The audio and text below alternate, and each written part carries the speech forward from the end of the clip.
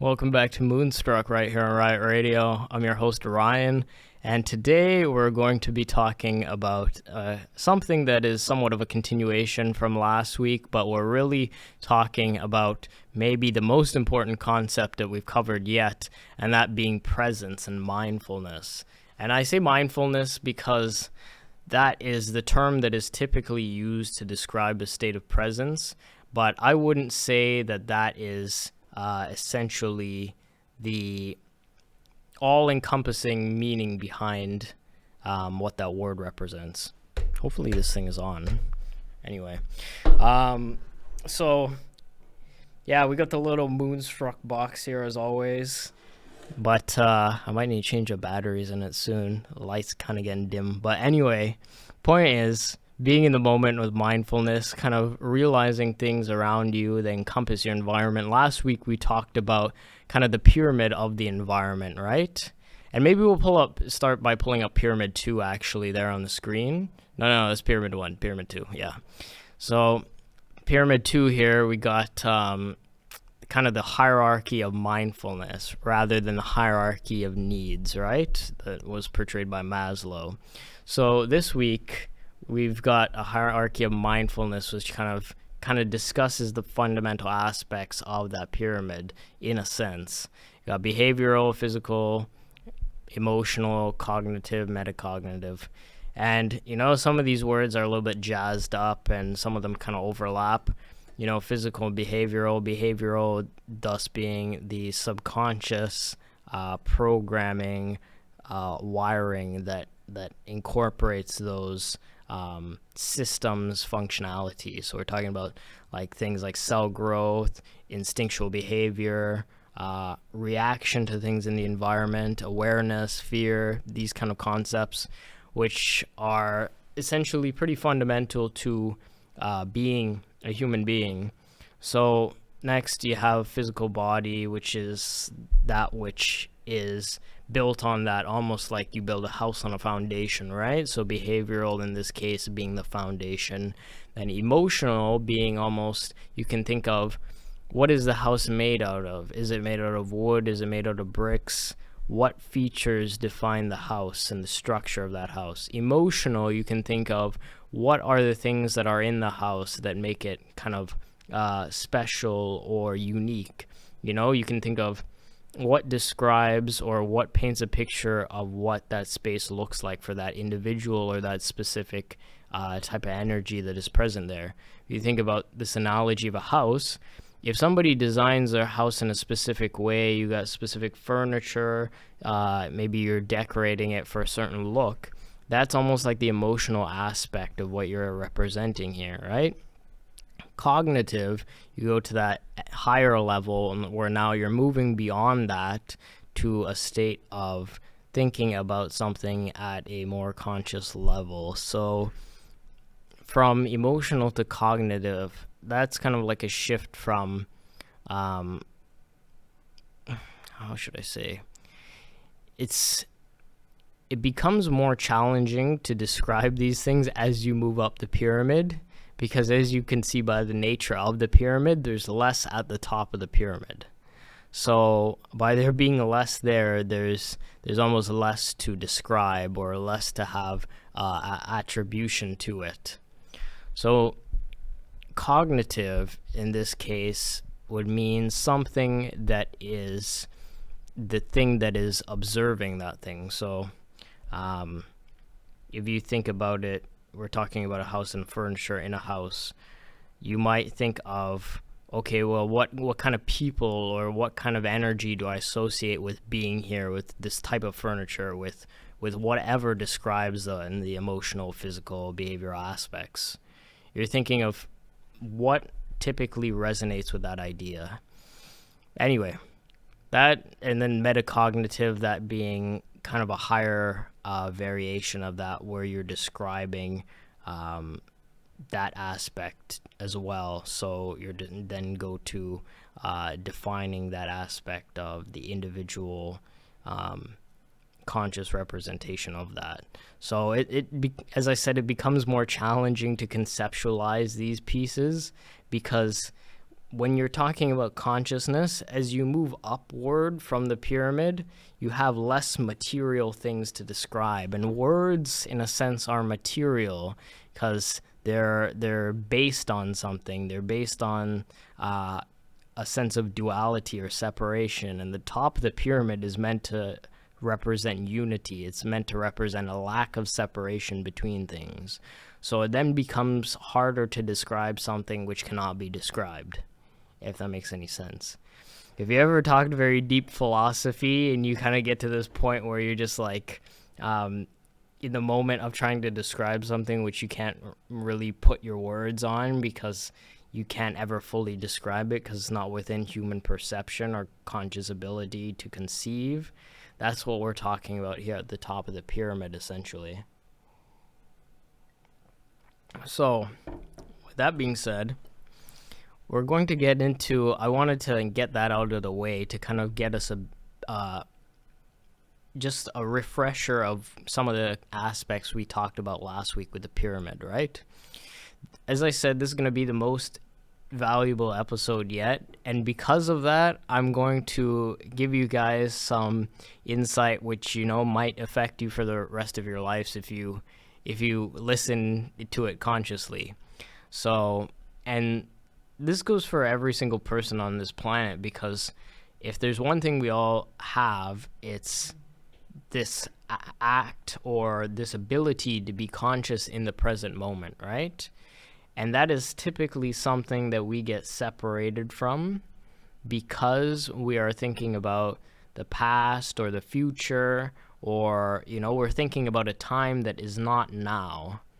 But if we sit here and ask ourselves, okay, well, where are we now?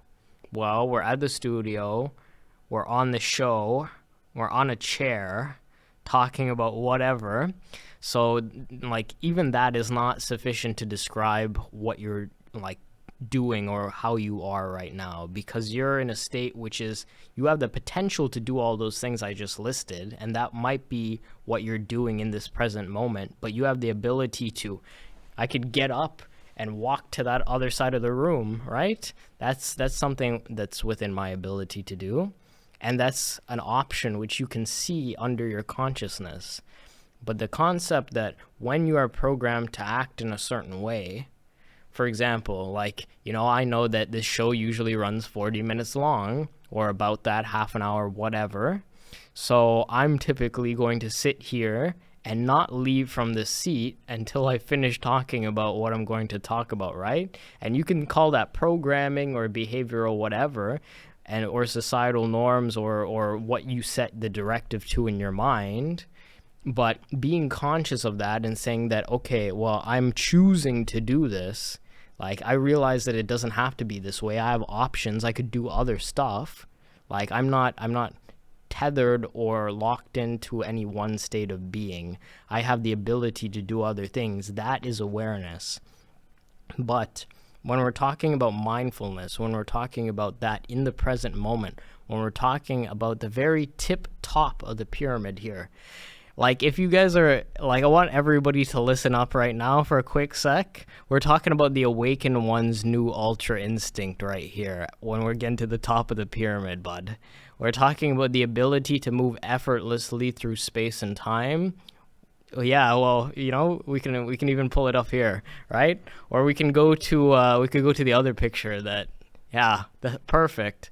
So we're talking about the awakens one's new ultra instinct here, which is something I wasn't going to get into until a bit later in the episode. Maybe we'll take that down and come back to it, because I'll save that for the very, very end.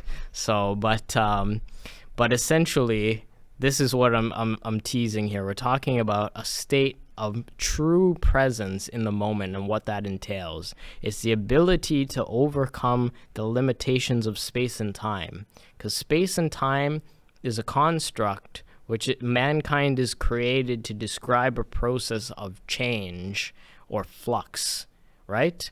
What is flux? Flux is change. You know, you'll often hear, like, even when we talk about, for example, in the market or in terms of money or monetization or whatever, you know, when we're talking about, like, stock market, for instance, what do you always hear about the market? oh, the market fluctuates. And like people say, oh yeah, everybody knows that market fluctuates, right? But the act of change is something that is not just based on that, it's based on everything. You're changing every single second of your life. And what that means is not just that it means like, oh, well, something will never truly stay the same throughout all of time, but it also means something can have the possibility to stay the same or remain the same throughout space and time. But what it means is the person or thing that decides it is you and your consciousness.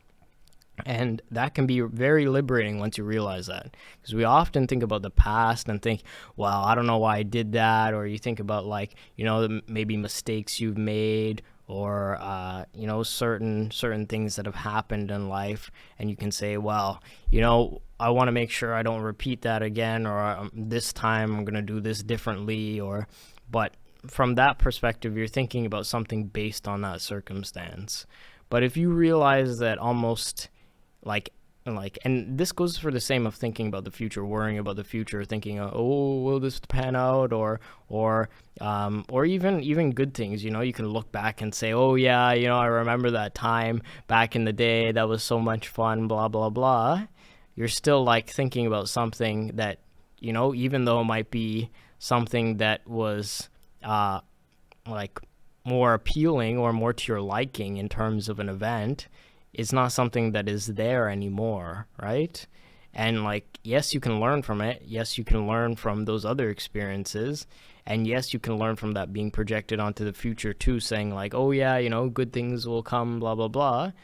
But like, the ability to say that I am here right now and that is enough is something that is way more valuable than all those other pieces. And the reason why that is because you have the ability to change your life every single day. You wake up and you have the ability to do it over again. You have the ability to say that if I don't like the way yesterday turned out or 10 years ago turned out, I can start from now. I can start over, you know? And, you know, you essentially have infinite potential to you. But the biggest thing, and maybe I should have put up a picture of this too, because this is another OG from anime, you know, Sesshomaru. I should have pulled him up. But what was his biggest obstacle that he had to overcome before he got his sword, Bokusaiga? He had to let go of the past. He had to let go of the Tetsaiga, right? So, like, essentially, you know, Shomaru felt that, you know, the Tetsaiga should have been him, and he's never forgiven Inuyasha for inheriting it, right? But essentially that was a test for Shomaru, that he had to let go of the past, right?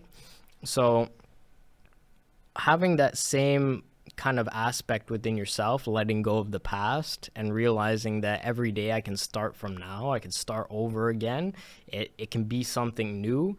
And yeah, that's a challenging process, starting over or rebuilding, or kind of starting from ground zero and saying that, okay, well, like, you know, if I were to wipe the slate clean and only keep my wisdom of what I feel was in alignment with that which I'm trying to create now and from the present, then, and that is essentially what you have in your heart to create. You know, you're not going to say now that, okay, well, I gotta keep going back and gotta keep like verifying this with like, okay, what I did then, or, you know, what my plan is for the future, because you're gonna say, I'm gonna act from now and I'm going to know what I want. And that essentially means with acting with intention from the present, right? And I know these are very like obscure concepts to talk about and not easy to understand by any means, because we're talking about something that can't really be described anymore. We're talking about something that is beyond space and time. We're talking about the ability to sit here and say, and what I'm doing there is emphasizing silence, not just silence of the mind or silence of chatter or silence of noise of any kind, but silence of energy.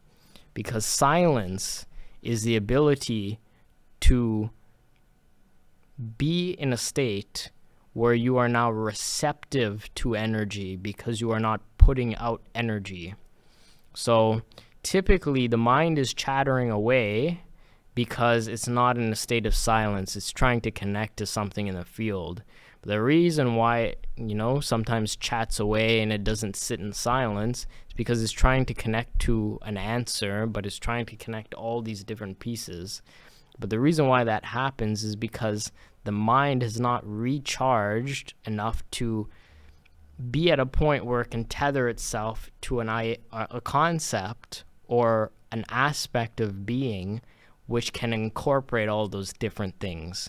So it's trying to incorporate them individually, but that's not the way that consciousness was supposed to work. When we think about thoughts, or when we contemplate what thoughts are, and I want you to remember this actually maybe for the rest of your life. I'm going to write a book on this actually, or maybe something akin to this, or at least involving this concept. And the overarching concept of this is every thought that you have is wrong. Contemplate that. Every thought that you have is wrong. And what I mean by that is that the act of thought itself is a diversion of consciousness.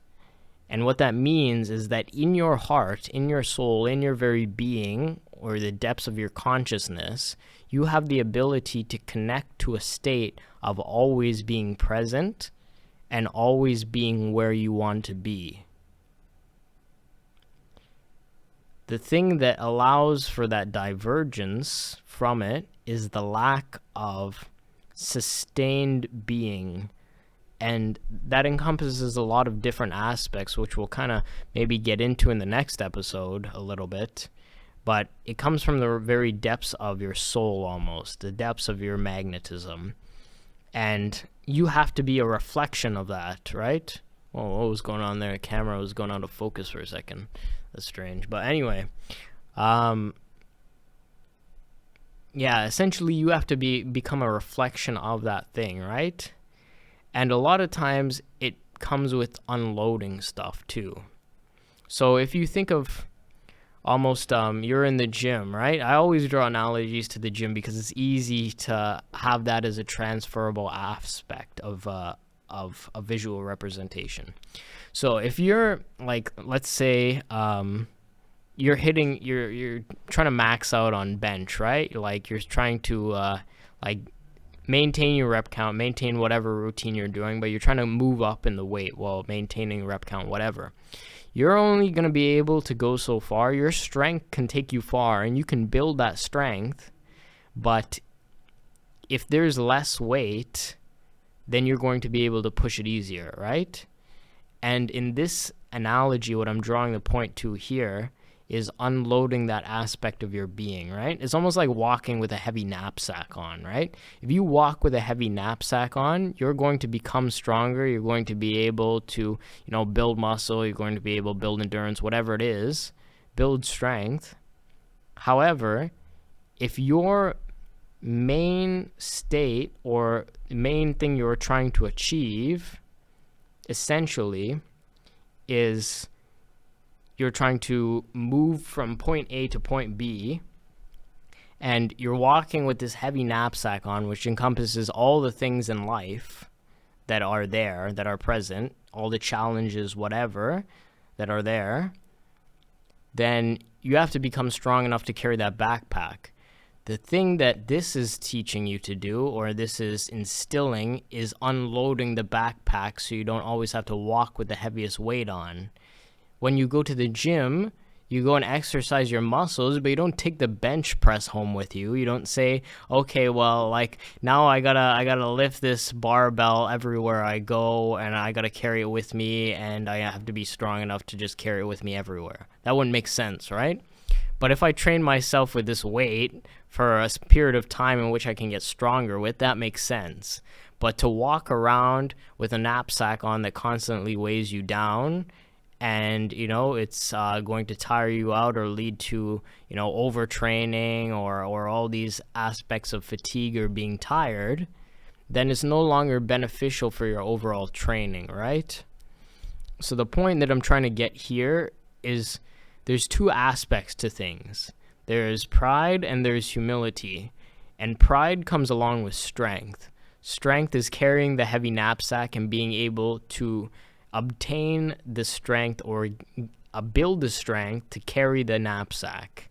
The other aspect is knowing when to deload or to take the knapsack off because you need to do something that requires more agility maybe, or requires you to move in a different way.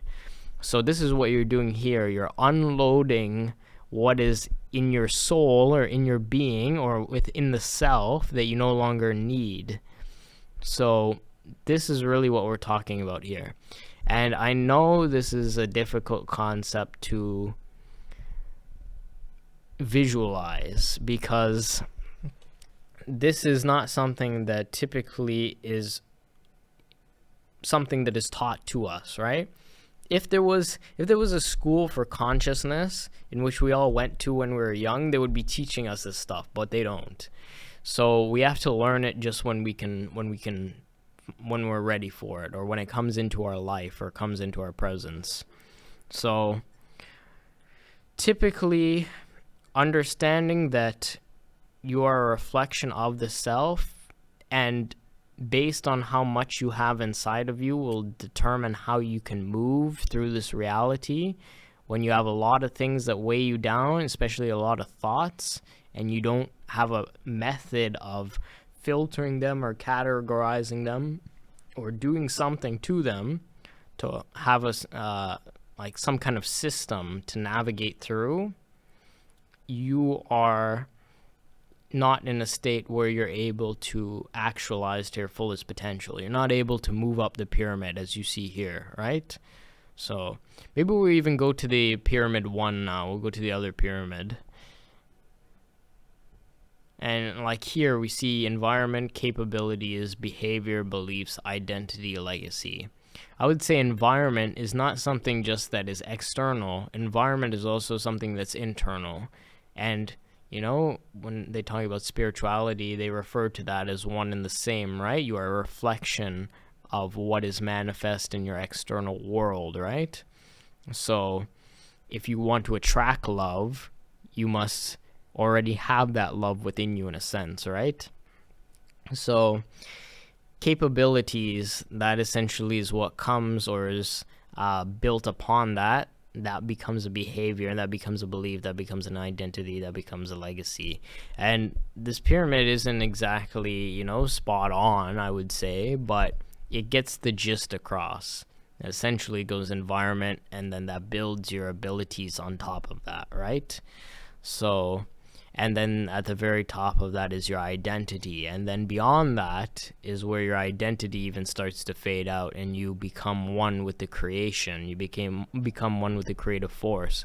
And when you say, if there's any mediumships or anybody watching who is interested in that kind of stuff, essentially what goes on when mediums are communicating with a higher divine force like angels is you lose a sense of separation or duality in a sense, because angels are a concept of pure light and one with creation. So you are essentially giving up your own individuality to understand a higher concept of creation, which is unity and lack of separation. So this is, again, a concept which our consciousness is not trained to understand. It's not programmed to understand. And it's something that is within your innate birthright to actualize to its fullest potential. And when you do, the rewards, the things that you will receive, the treasures which are on the other end of that divine connection will be endless. But you have to be worthy of it. And that's not for anybody to decide but yourself. And what that means is that if you are not worthy, you will not attain that state. And the only way that worthiness can be quantified or be bestowed upon you is by divine connection of the self. So you'll be amazed with just how much you'll be amazed with just how much divine essence really is within you when that aspect is called for. And that's why we'll get into kind of what I wanted to talk about here with the awakened one's new ultra instinct. Maybe we'll go back to that second image we pulled up of Goku. Yeah, there we go. So, of course, we see Goku here in his mastered Ultra Instinct form. And essentially what this is representing, I don't want to ever make an episode like this again, because I'm about to reveal something that will, if you understand this, you will be set for life. You will be set for the rest of your life here. So if you find any of this interesting or beneficial to your life, then I would ask that for the next 5 minutes you just lock in with me, because we're talking about a divine state of flow here. And this is something that all of you have access to. I myself have experienced this personally. And it's where you can essentially be consciously aware of everything in your environment and be able to act in a state of fluid movement through that field. And what comes along with that is not just the ability to move with what I would say is a state of pure agility, but you also are able to interact with divine wisdom at a certain level, because you are now moving at a level that is beyond any speed that is pushed upon you by the cosmos. You are able to move at the maximum speed of this reality, or even beyond that, really. You're able to move in perfect, what's the word I'm looking for here? Perfect unity or entanglement or constant with the motion or breath of the cosmos. And that's why you see him when, Vegeta gives his speech to him, and, Goku lets out that battle cry, essentially. And, and then, it goes to the close-up of him, and he's just taking a deep breath before he opens his eyes, and he resumes in battle in the second last episode or whatever it is. That's essentially what's going on there. You're becoming one with that breath of the cosmos. The cosmos is a living, breathing thing. Remember that. The cosmos is a living, breathing thing that we are all in. And when you breathe with the cosmos, you're breathing at the rate of that being. You're breathing in unity with that force. And now all that energy is available to you. So, but again, it's not something that can be achieved just like whenever you want or very easily, or it's just something that is like mundane. This is a divine state of being, and it's very rare that it actually occurs. And even people who have been like long time practitioners of conscious movement through the field, it's a very rare state to appear. But when you have the ability to tap into this state, you'll be able to multitask fairly easily. You'll be able to perform certain movements that seem like they're just in time. It'll be like essentially that everything is just as it needs to be. It's right when it needs to be. Everything is right at that moment. And that's because reality is essentially becoming unified. You're moving instead of from a space down the pyramid where it's like all these little pieces branching off. You're acting from the very tip top of the pyramid where that force, that energy is centralized and focused, and it's directed and essentially encompassing you because you have directed it differently. Instead of being like a candle, or let's say a light bulb that dispels light freely, you become like a laser. And that's essentially like what Goku is doing here. You become like a laser, and you are able to move through that field with perfect agility and essentially be at that frequency of just pure presence, right?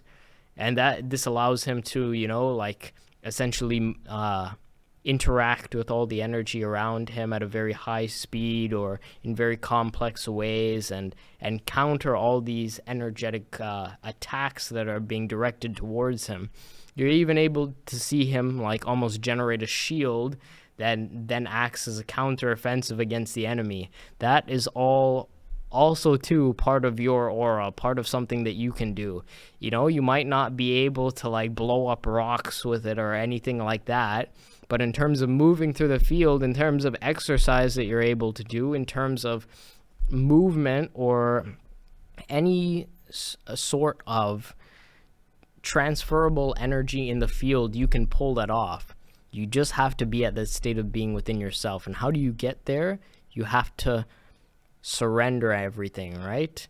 Like when Vegeta's mocking the state, what has he said? Oh yeah, like I won't surrender control, right? Surrender control essentially is the meaning behind this, and it's not something simple to do. It sounds easy, I'll just like relax, whatever, but it's not really as simple as that. Surrender is the ability to let everything, including yourself, go to the present moment, to burn everything up to the flame that is in your eyes in this very moment. So that is something that is a very divine state, and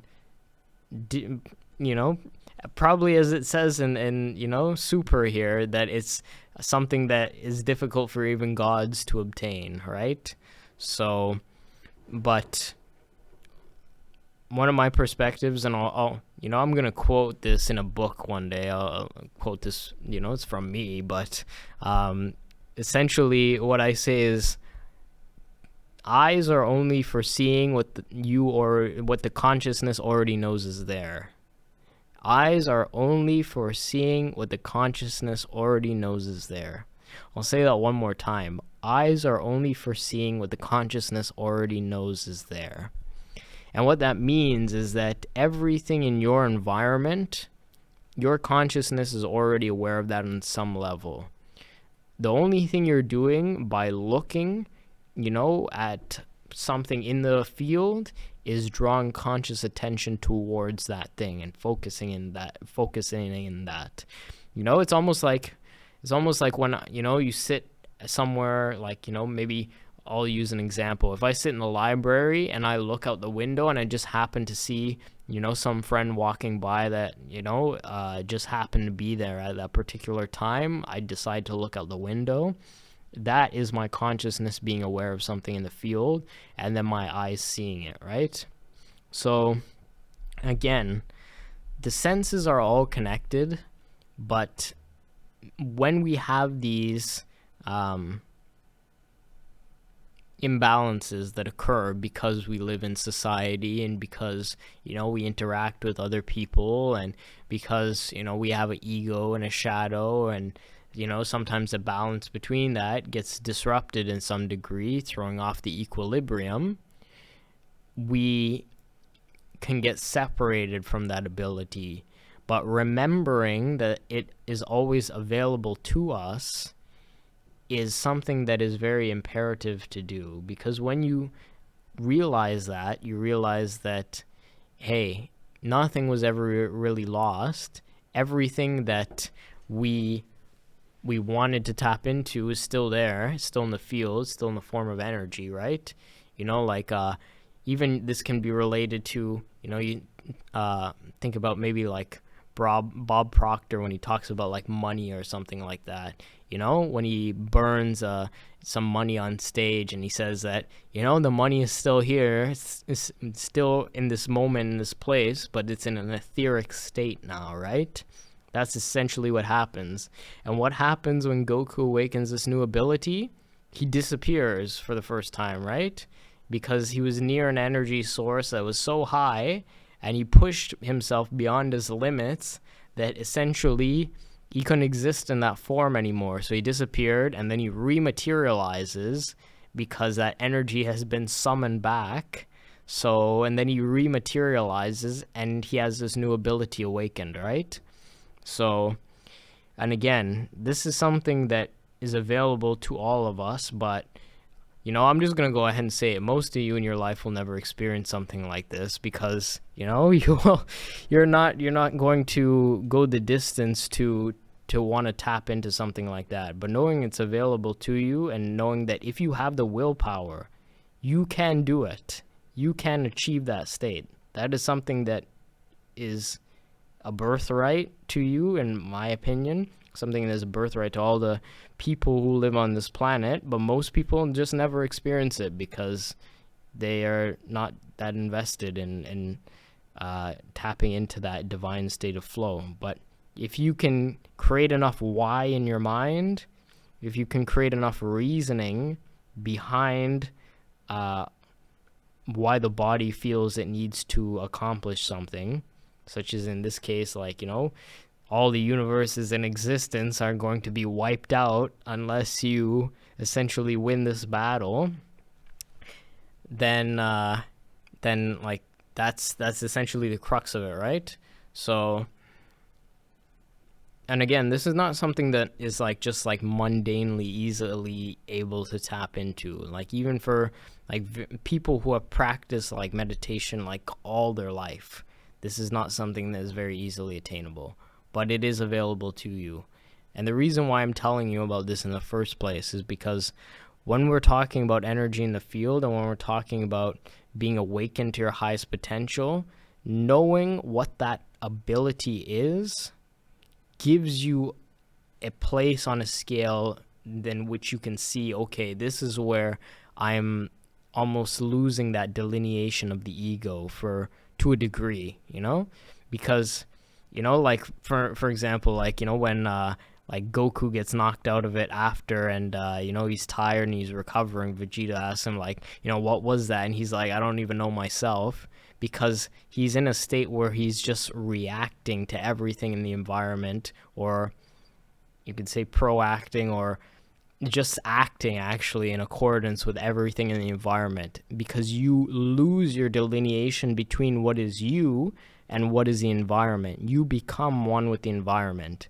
So for me, if I'm talking and using myself in this example, then I would have to say that there is no separation between me, the air, this microphone, the desk, that wall way over there. All of this is just me, and my energy is moving through this space, right? So essentially that is where you can get to if you so desire. But again, it is something that is, it's maybe not something that occurs every day. It might not even occur in a lifetime. For most people, it probably doesn't occur in a lifetime. Maybe some very high performance athletes might be able to tap into the state. If you're somebody who is a philosopher, you might be able to tap into the state, but it's all in certain degrees. The ability to carry that ability into whatever you do, in order to carry that from meditation into movement in the external world, into sports, into reading, into philosophy, into video content creation. Still working on that part, but the concept here is that energy will then be transferred into every single thing you do. And I know I can't really elaborate on that too much more, so I'm going to sum it up here, because that is essentially today's video, where we're talking about the concept of presence and the concept of mindfulness. And again, when you connect to that state purely to the highest degree, you're going to be able to break the limits of essentially anything in reality, because you become one with that energy. So that is pretty much all we have for you today, or all I have for you today, or whatever. I should say all we have, because there's a whole energy around this. There's not just me, it's the table, the microphone, the producers. So we're all part of this unit that makes this show possible, makes this information able to get to you. And even you are a part of this because you're watching and you are, now on the journey with us. So even the earth, right? It's on this journey with us. But anyway, I think I'll sum up there because I'm getting kind of episodic at this point. But yeah, that's what happens when you talk about a concept which you can't really describe with words. But in a sense, that has been today's episode on presence and mindfulness. Again, not something that is able to be described in words so easily because we're talking about something beyond that which we're able to describe or quantify or measure or analyze in any way. And it's the ability to transcend all of those things. So this has been our show, Moonstruck, right here on Riot Radio. I encourage you to follow us on DC Media Hub. Subscribe to Moonstruck channel on YouTube so you can stay up to date with coming episodes and new content. Also, if you're interested in this kind of content, want to see some short form stuff, possibly in front of a whiteboard, very relaxing format to this, you can tune into my channel over on the Sword of Mercury, and I will catch you there. So